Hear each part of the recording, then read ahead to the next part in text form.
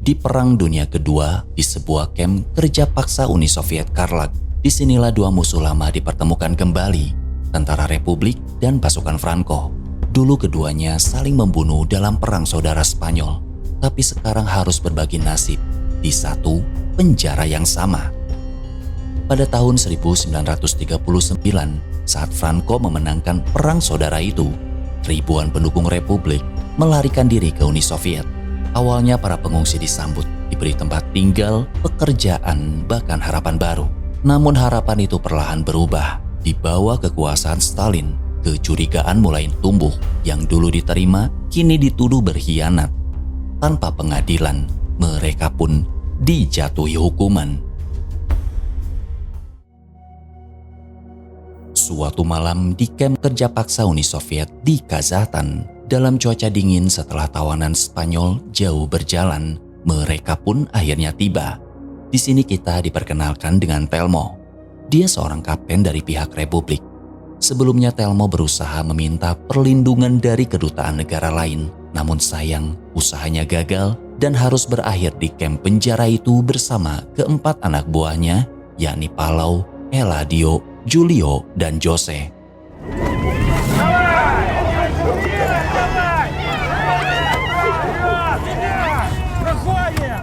Setelah melewati serangkaian pemeriksaan, dari mulai membuka pakaian, dibotaki, dicek kesehatan, dan dicatat ke dalam daftar tahanan, satu persatu wajah mereka dilempari tepung.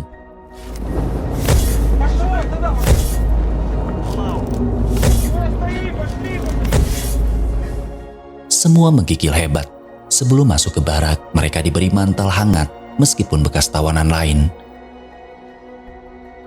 Sesampainya di barak dikira akan lebih hangat. Ternyata hanya bangunan kayu yang memiliki banyak celah sehingga udara dingin masih menusuk. Melihat kondisi Jose makin lemah, Telmo khawatir dia tidak bisa bertahan. Sementara Eladio sibuk menghangatkan tubuh, Palau yang ketakutan ucapannya mulai ngelantur. Karena merasa lelah, Eladio bilang sebaiknya kau istirahat.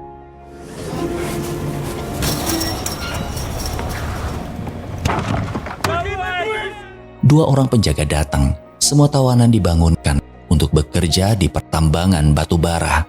Sebelumnya, mereka dipaksa mencuci muka dengan air es. Sementara itu, di dalam kantor sambil mendengarkan musik, Pak Kepala Penjara yang bernama Nazarov disediakan air hangat untuk memanjakan diri.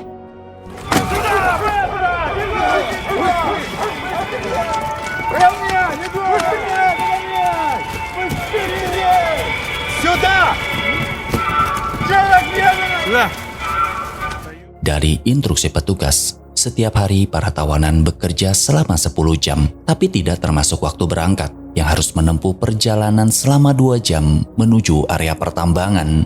Dengan aturan ketat supaya tidak ada yang berani kabur, semua didata sesuai nomor dan kelompoknya. Di tengah perjalanan melihat Jose tumbang, Julio yang berusaha nolong dipaksa terus jalan. Di sana, Jose akhirnya tewas.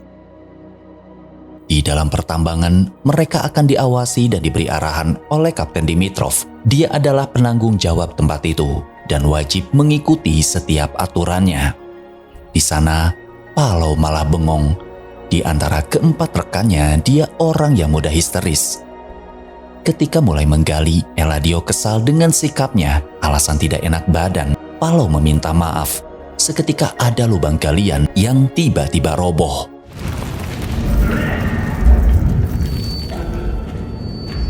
Palau berusaha keluar namun ditahan petugas. Takut ditembak mati, segera Eladio tarik ke dalam. Di tengah situasi panik, Palau ngedadak sulit bernapas dan Eladio berhasil menenangkannya.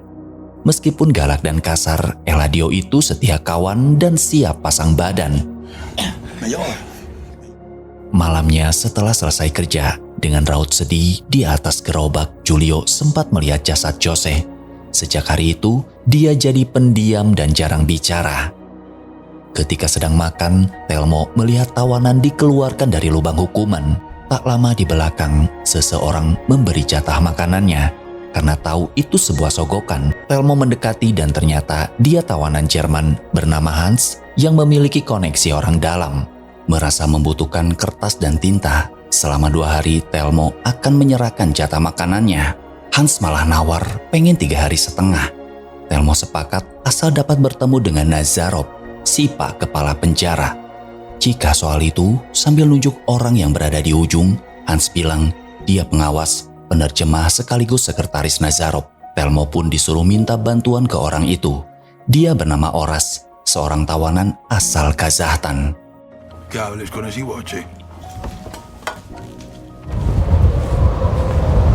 Keesokan harinya, setiap pukul 8 pagi selama 2 jam, di tengah udara dingin yang menusuk tulang, para tawanan berjalan menuju pertambangan. Saat lagi kerja, Telmo yang satu tim dengan Julio hampir kewalahan karena dia sering tidak fokus, sehingga Kapten Dimitrov datang memarahi mereka yang dinilai lelet dari kelompok lain. Sekembalinya dari sana, Hans memberi alat tulis sesuai kesepakatan mereka. Selesai menulis, besoknya di dalam kantor, dengan dibantu Oras, diserahkanlah surat itu kepada Nazarov. Dikira tidak bisa bahasa Rusia, Pak Kepala kaget dengan lancar Telmo menyampaikan sebuah tuntutan. Hanya karena ingin kembali ke negara Spanyol, dia dan anak buahnya malah dituduh pengkhianat. Begitu Telmo mengajukan persidangan, tanpa alasan jelas, Nazarov menolak tuntutan itu. Tak mau menyerah melihat Pak Kepala memegang foto putranya yang seorang pilot. Setelah mengaku dia kapten senior dari sekolah penerbangan, dengan memuji putra kapten yang menaiki pesawat Tutwa, Telmo bilang menaiki pesawat Tutwa itu sebuah kebanggaan besar.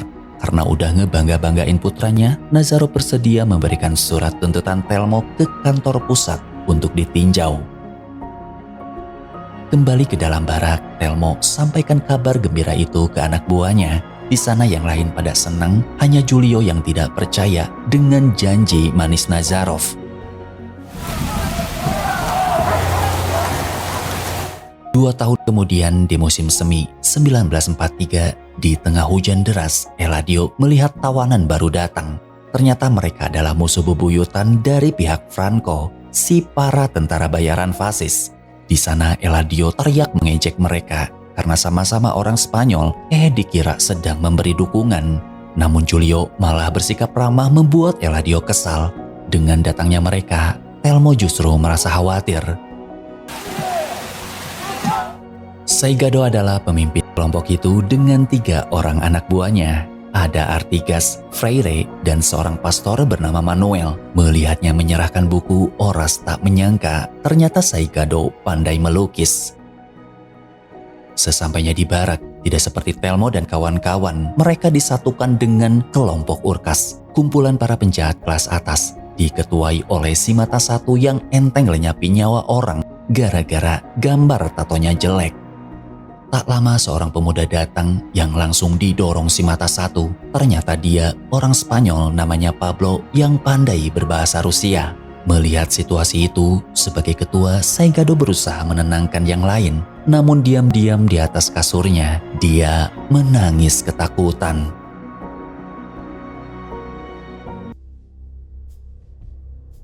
Keesokan paginya saat hujan deras di tengah lapangan, ketika sedang berbaris, bukannya mendengar instruksi petugas, kedua musuh bebuyutan itu malah saling bertatap-tatapan.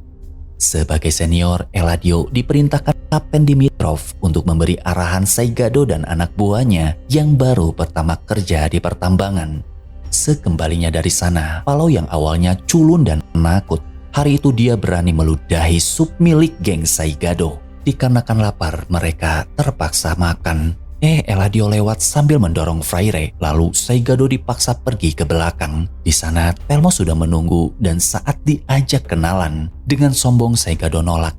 Dianggap tak punya sopan santun, Telmo mengingatkan, meskipun sama-sama tawanan Spanyol, status mereka berbeda. Udah untung dikasih makan juga, karena di tempat ini kelompok Saigado adalah musuh Uni Soviet. Mendengar itu, dia malah bilang, aku tidak menerima nasihat dari seorang komunis. Ketegangan di antara keduanya mulai memanas. Keesokan harinya di pertambangan, untuk memberi pelajaran Saigado, diam-diam Eladio dan Palau mengikuti Manuel sampai ke dalam gua, lalu menghajarnya.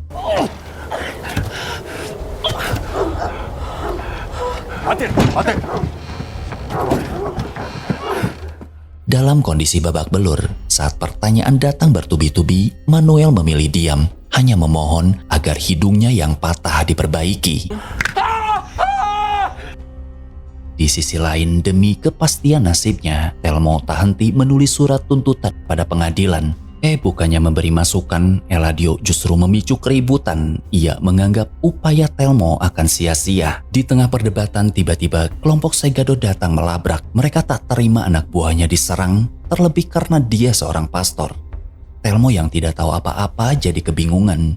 Eladio dan Palo malah makin mengejek mereka, sehingga Saigado emosi dan memberi ancaman dia tak akan tinggal diam, lalu pergi. Minero.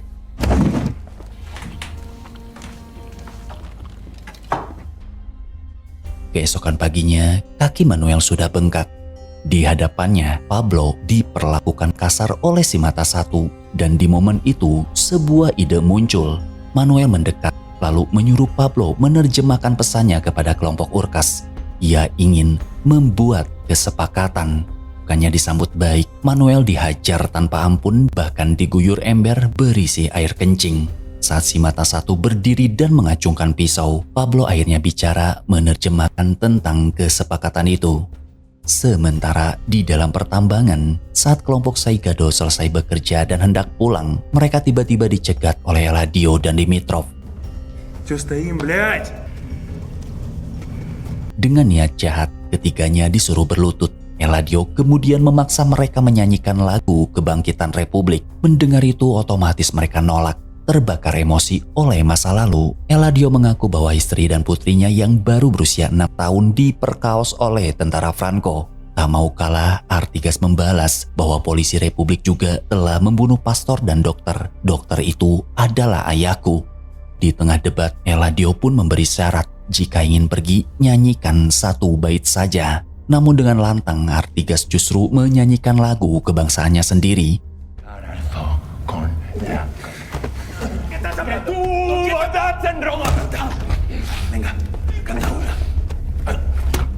Melihat itu, Saigado dan Freire terpaksa menyerah demi menyelamatkan Artigas. Eladio merasa cukup dan ingin melepaskan mereka. Namun masalah belum selesai. Dimitrov ternyata masih menyimpan dendam pribadi terhadap kaum fasis yang telah membunuh keluarganya di Leningrad. Ia pun memilih Saigado sebagai pelampiasan.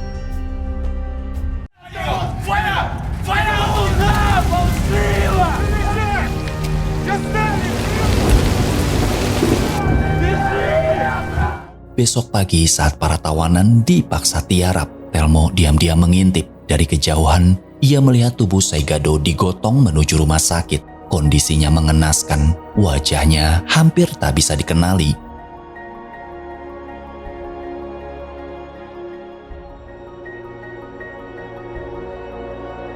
Kini ia dirawat oleh seorang gadis asal Kazakhstan bernama Aysulu.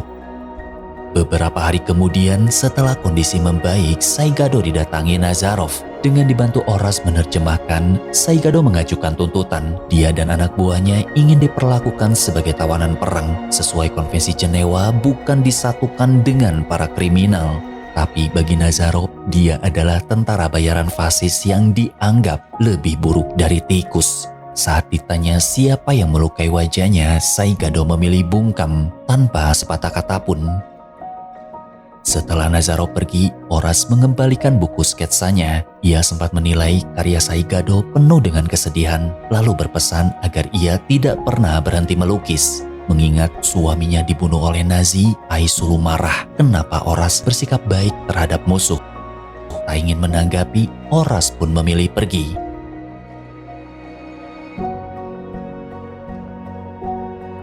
Di musim dingin tahun 1944, Saigado kembali ke barak yang langsung disambut hangat oleh anak buahnya. Namun tiba-tiba Manuel memberi kabar mengejutkan. Setelah diperkenalkan pada Pablo, ia mengungkapkan sesuatu. Demi bertahan hidup, mereka telah membuat kesepakatan dengan kelompok Urkas. Dan harga dari kesepakatan itu, Saigado harus melukis, bukan di kertas, tapi di tubuh si mata satu.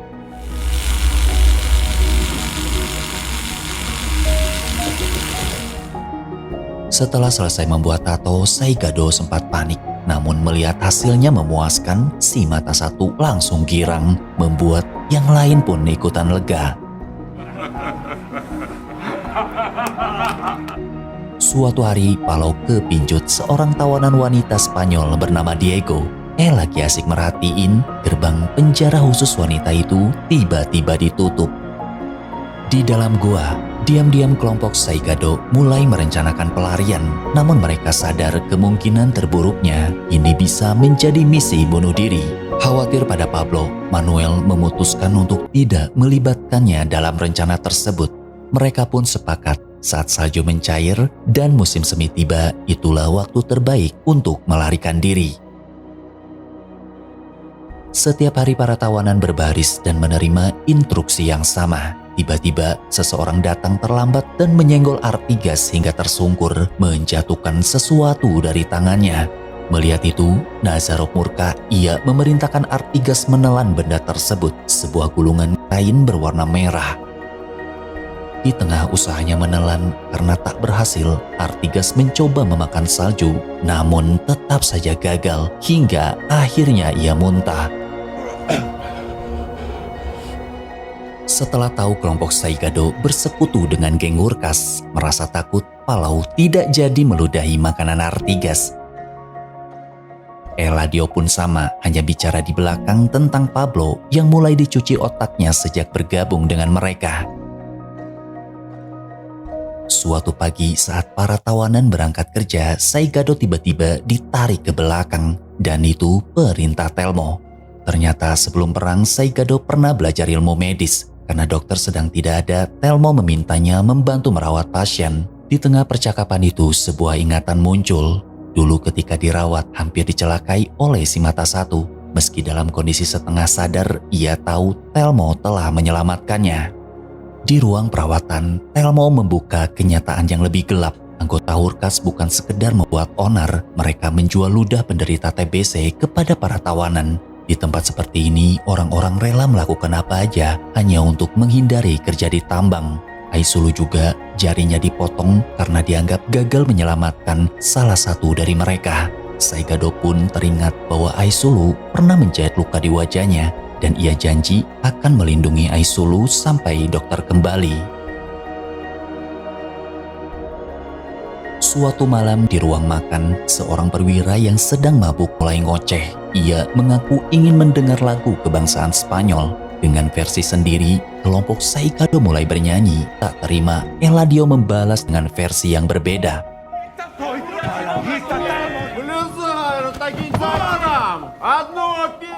Melihat mereka tidak kompak, perwira itu marah dan mengancam akan menembak jika mereka tidak bernyanyi bersama.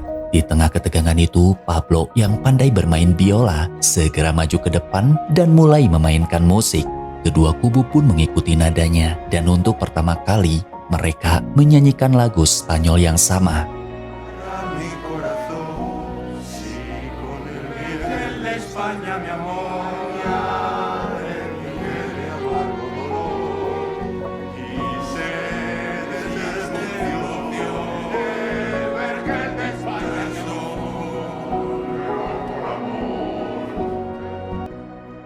Namun tak disangka, dari kejadian kemarin, besoknya di kantor Telmo ditemani Saigado dan Horas menemui Nazarov untuk mengajukan ide mengadakan konser khas Spanyol. Jika rencana ini sukses, sebagai kepala penjara reputasi Nazarov akan naik. Mendengar itu, dia pun langsung setuju.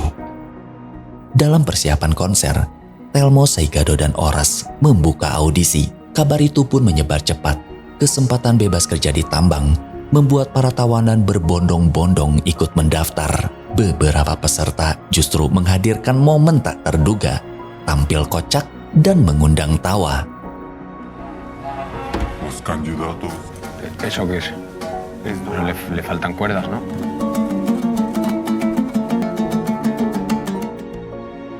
Di sana, Artigas memperhatikan Julio dan Freire mulai akrab, begitu juga Pablo dan Palau. Di balik itu semua, sesuatu sedang disiapkan. Kelompok Saigado ternyata diam-diam menyusun rencana. Mereka sepakat pelarian akan dimulai tepat saat konser berlangsung.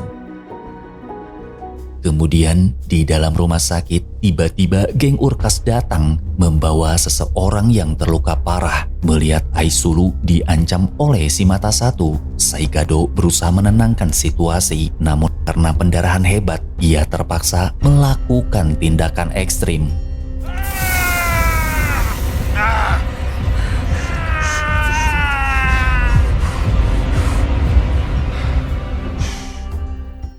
Setelah berhasil, tangan Aisulu gemeter hebat. Ia tahu betul resiko jika orang itu mati, bukan lagi jari, bisa-bisa nyawa pun ikut melayang. Memahami ketakutannya, Saigado mendekat, lalu pegang tangan Aisulu sambil bilang, semua akan baik-baik saja. Sok-sokan bicara pakai bahasa Kazakhstan, gara-gara salah ucap, jadi pada ketawa. Yang tadinya benci, Aisulu mulai luluh, lalu mengucapkan terima kasih. Di tempat audisi muncul sosok yang tak asing bagi Palau. Dia adalah Diego, tawanan perempuan yang diam-diam ia sukai. Saat mulai bernyanyi, suasana langsung berubah. Suaranya begitu merdu, membuat semua orang terdiam.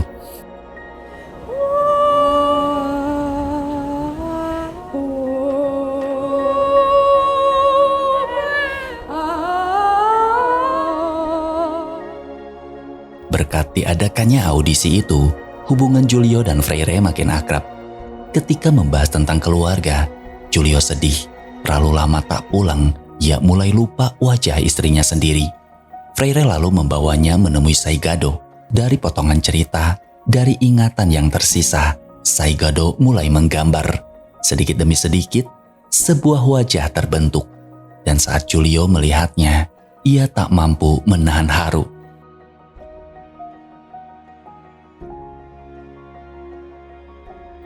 Di dalam kantor, Nazarov memanggil Telmo. Kali ini wajahnya terlihat puas. Rencana konser berjalan lancar, bahkan akan dihadiri banyak perwira. Tak hanya itu, ia juga memberi kabar baik. Surat tuntutan Telmo bisa membebaskannya dari kamp penjara. Karena dalam beberapa hari terakhir, banyak tembakau dan peralatan dapur yang menghilang. Nazarov pun meminta bantuan mencari para pencuri. Kecurigaan mulai mengarah pada kelompok Saigado. Namun Telmo menolak, ia tidak mau menjadi pengadu. Keesokan harinya di ruang perawatan, Saigado diam-diam mengambil sebuah tang. Namun belum sempat pergi, Aisulu sudah melihatnya. Ia tertangkap basah. Di musim semi tahun 1945, hari yang ditunggu akhirnya tiba. Konser pun dimulai. Seorang tamu istimewa datang, Kamerat Marsekal bersama istrinya.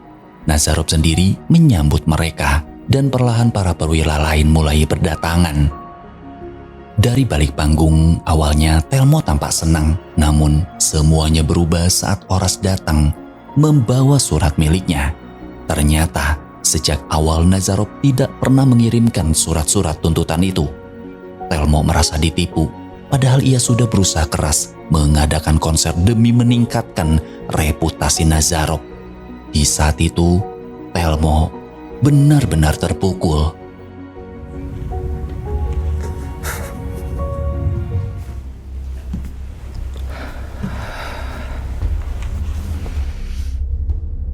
Kemudian Pablo menjadi orang pertama yang membuka konser. Di tengah permainan biolanya, ia melihat Saigado dan Marius diam-diam pergi. Pablo sempat berhenti, hampir menarik perhatian Nazarov. Marius terpaksa kembali, ia memilih tidak ikut kabur demi menyemangati Pablo.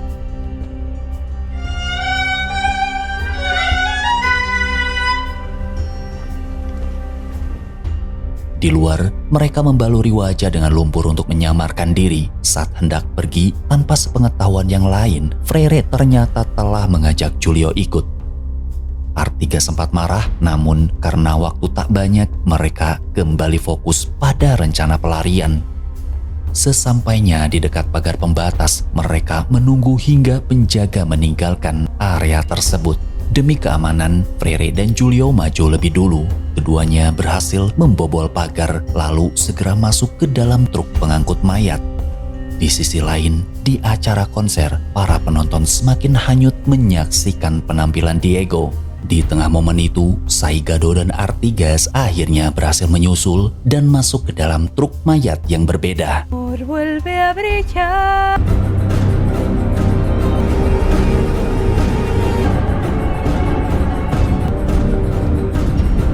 Di dalam truk mereka membaluri tubuh dengan tembakau, berharap aroma itu bisa mengelabui anjing pelacak.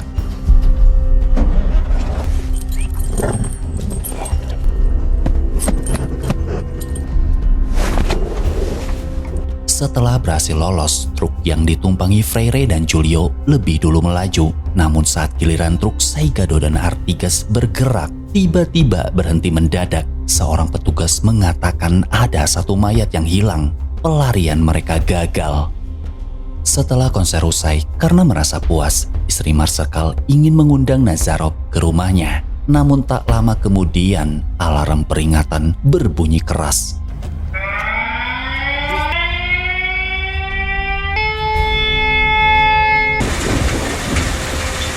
1 bulan kemudian, Saigado akhirnya dikeluarkan dari lubang hukuman. Di sana ia mendapat kabar Freire berhasil melarikan diri, namun Julio tewas. Semua gara-gara Artigas telah membocorkan pelarian mereka.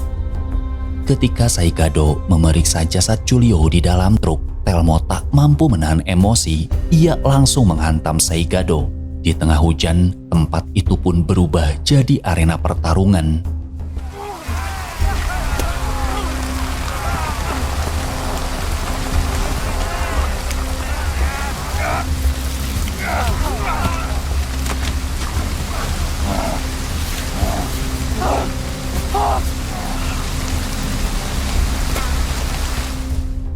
Setelah keduanya tumbang, terdengar teriakan bahwa Jerman telah menyerah dan perang pun berakhir tepat pada tanggal 8 Mei 1945.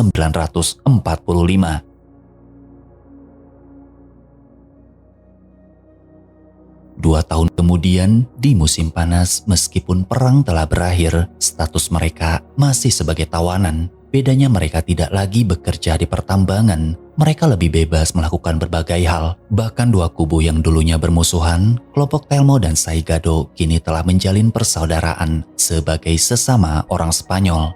Di hari itu, para tawanan perempuan mulai dipindahkan ke tempat lain. Diego memberitahu Palau bahwa mereka akan dibawa ke Leningrad dikarenakan mereka sudah saling mencintai. Palau pun berjanji ia akan menyusul Diego ke sana.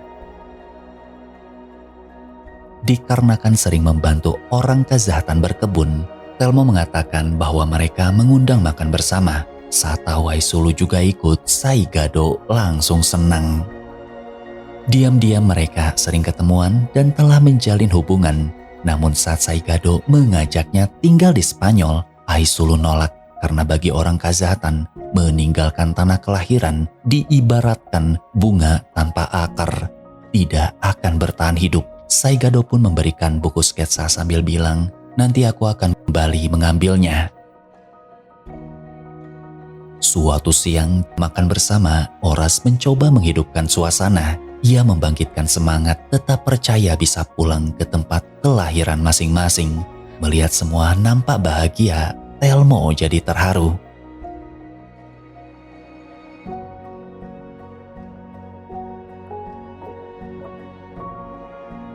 Setiap kali Nazarov datang, Telmo tak pernah berhenti menuntut kejelasan nasib mereka. Tapi semua itu berakhir di satu titik, jalan buntu.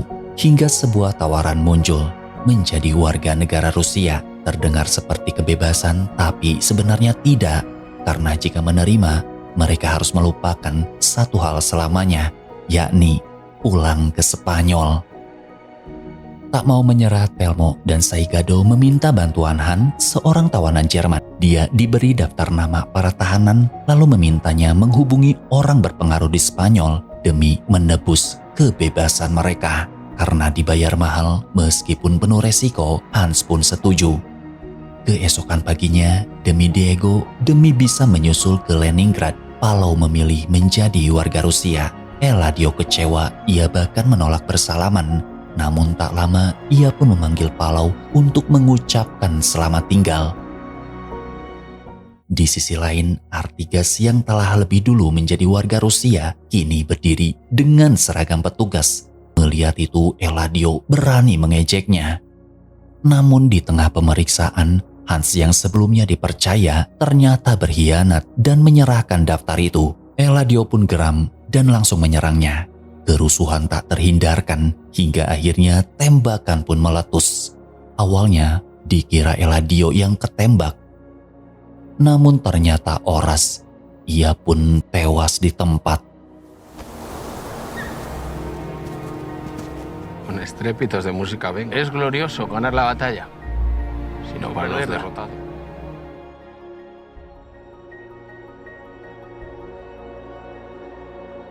Cerita berpindah ke sebuah gedung kementerian di Madrid. Seorang pria memaksa masuk dan saat pintu terbuka, itu adalah Hans yang selama ini dianggap pengkhianat. Ternyata hanya taktik. Ia sengaja menyerahkan daftar itu agar bisa keluar dari camp karena di dalam kepalanya semua nama telah ia hafalkan dan kini ia datang untuk menepati janjinya. César Benítez Martínez, Antonio Castillo.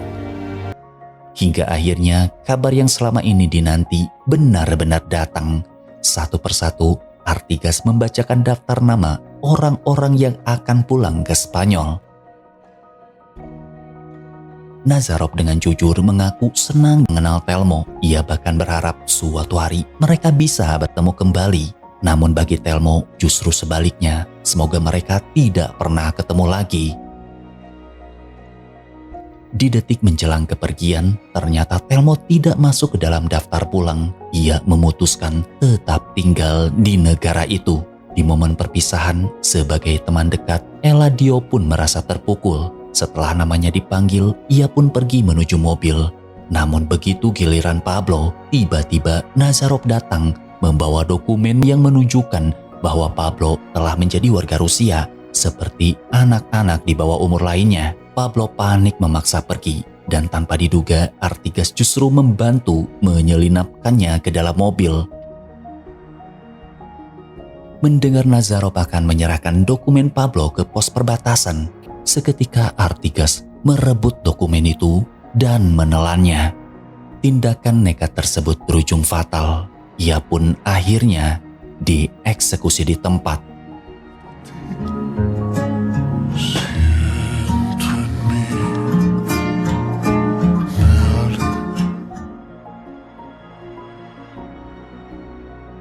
Cerita beralih di Madrid tahun 1982. Setelah sekian lama di usia yang tak muda lagi, Telmo akhirnya pulang ke Spanyol. Di sebuah kantin, ia menemui Saigado yang mulai mengalami pikun. Telmo menyerahkan sebuah sketsa miliknya sambil bercerita tentang Aisulu. Seumur hidupnya, ia telah menjaga benda itu. Begitu dibuka, Saigado langsung teringat kembali kenangan lama. Mereka pun akhirnya tertawa bersama. Dan cerita pun berakhir.